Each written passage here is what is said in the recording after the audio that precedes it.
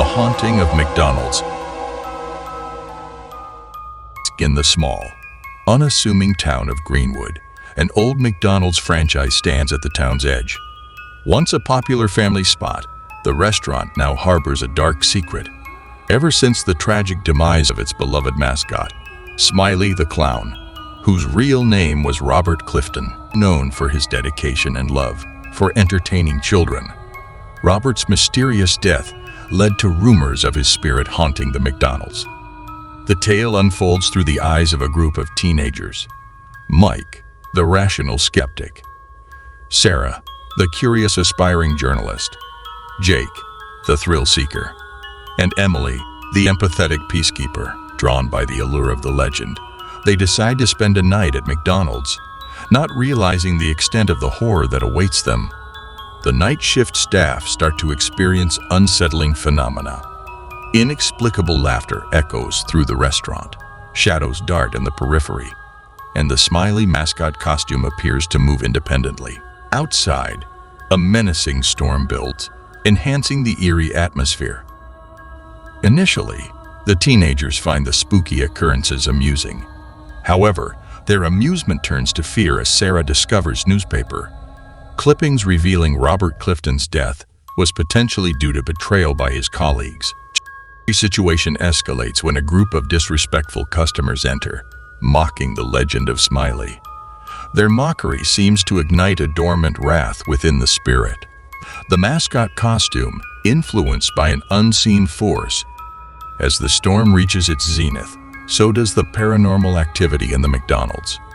Lights flicker, items are thrown by invisible hands, and Smiley's ghostly laughter fills the restaurant. Panic ensues as customers and staff find the doors locked by an unseen force, trapping them inside. In a climactic confrontation, the spirit of Smiley, now physically manifesting, reveals his story through harrowing visions, his betrayal, untimely death, and attachment to the mascot.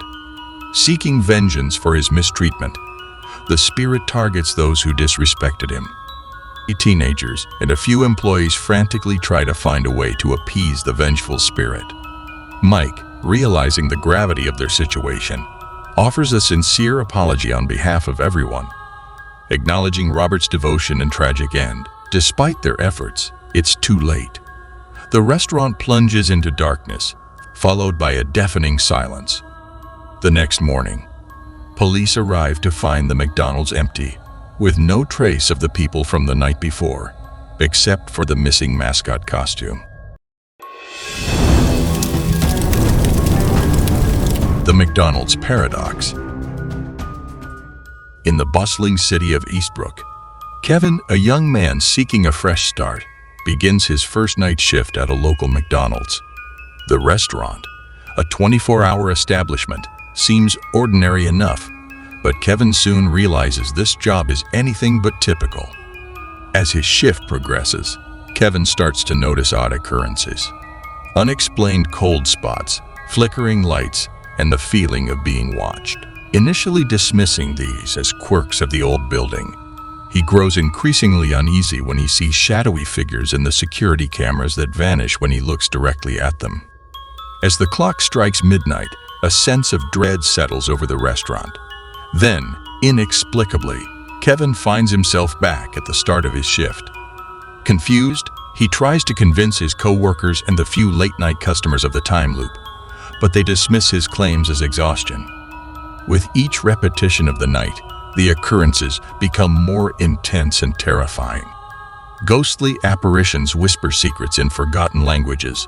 Objects move on their own, and the shadows seem to reach out towards him. Kevin realizes he is trapped in a sinister cycle. Driven to uncover the truth, Kevin delves into the restaurant's history and learns of a cult that operated in Eastbrook decades ago. This cult was rumored to have conducted otherworldly rituals and vanished mysteriously one night. Determined to break free, Kevin searches the restaurant and discovers hidden beneath the floorboards in the storage room are the remnants of a ritual circle. Along with an ancient tome detailing a ritual, that traps a soul in a time loop for eternal torment. Kevin understands that the only way to end the loop is to complete the ritual. As the night unfolds yet again, he faces a moral dilemma when the final step reveals the need for a human sacrifice. Tormented by the thought of taking an innocent life, Kevin is torn between his desire for freedom and his conscience. In a haunting climax, a desperate Kevin chooses a drifter who often hangs around the restaurant at night. Rationalizing that this man's absence would go unnoticed, he completes the ritual. The moment is horrifying, filled with eldritch energy and the drifter's anguished cries. As dawn breaks, Kevin finds himself at the end of his shift, the sun rising as if nothing had happened. The time loop is broken, but the cost weighs heavily on his soul. Haunted by guilt and the fear of retribution from the entity, Kevin leaves Eastbrook, trying to outrun his memories of that night. The McDonald's continues to operate, its employees and patrons oblivious to the dark forces that were once at play. Kevin's life is forever shadowed by the fear that the entity might one day return to claim him, a constant reminder of the price of his freedom.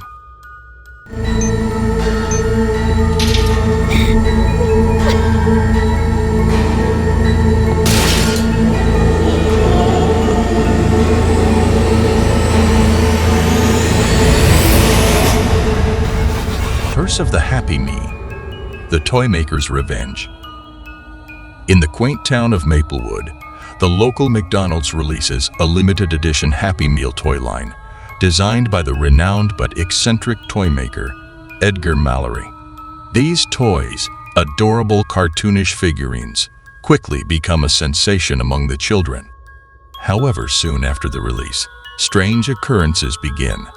The toys start moving on their own, displaying behaviors and expressions that were not part of their programming.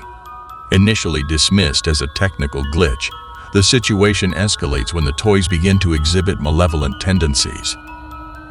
12-year-old Amy, a bright and curious girl, and her friends Jake and Maya first notice these sinister changes. Amy's toy, a small bear figurine, starts moving at night, rearranging her room. Jake's toy, a robotic dog, begins growling and showing aggressive behavior, while Mia's doll-like figure whispers frightening things. The children start investigating and discover that other kids in town are experiencing similar phenomena. They learn that Edgar Mallory, once a passionate toy maker known for his lifelike creations, had become increasingly disillusioned with the corporate exploitation of his designs. Determined to uncover the truth, Amy leads her friends to Edgar's old workshop, now abandoned. Inside, they find designs and prototypes of the Happy Meal toys, along with Mallory's journals. The journals reveal that Mallory believed McDonald's betrayed him, stealing his designs and leaving him destitute. In a final act of defiance, he imbued his last creations with a curse, using an ancient ritual to bring them to life and enact his revenge. The toys, now under the influence of Mallory's vengeful spirit, begin causing chaos throughout Maplewood. They tamper with machinery, cause accidents, and spread fear. The town becomes gripped in a state of panic, with parents desperately trying to dispose of the cursed toys. In a climactic confrontation, the children, along with a group of brave townsfolk, confront the toys at the McDonald's restaurant, the epicenter of the chaos. As they battle the animated toys, Edgar Mallory's spirit materializes, his presence fueled by the curse and the children's fear. In a chilling finale, Mallory, realizing the extent of the terror he's caused, decides to end his vengeance. He reclaims the toys, drawing them into a vortex of supernatural energy. The toys disintegrate into dust and Mallory's spirit vanishes, leaving behind a haunting silence. Epilogue. The town of Maplewood slowly recovers from the terror of the cursed toys, but the memory lingers in the minds of those who witnessed it. The McDonald's franchise is left deserted, a grim reminder of the consequences of corporate greed and the depth of human despair. The story of Edgar Mallory and his haunted creations becomes a cautionary tale, spoken of in hushed tones, warning of the dangers of unheeded grievances and the dark powers that can arise from them.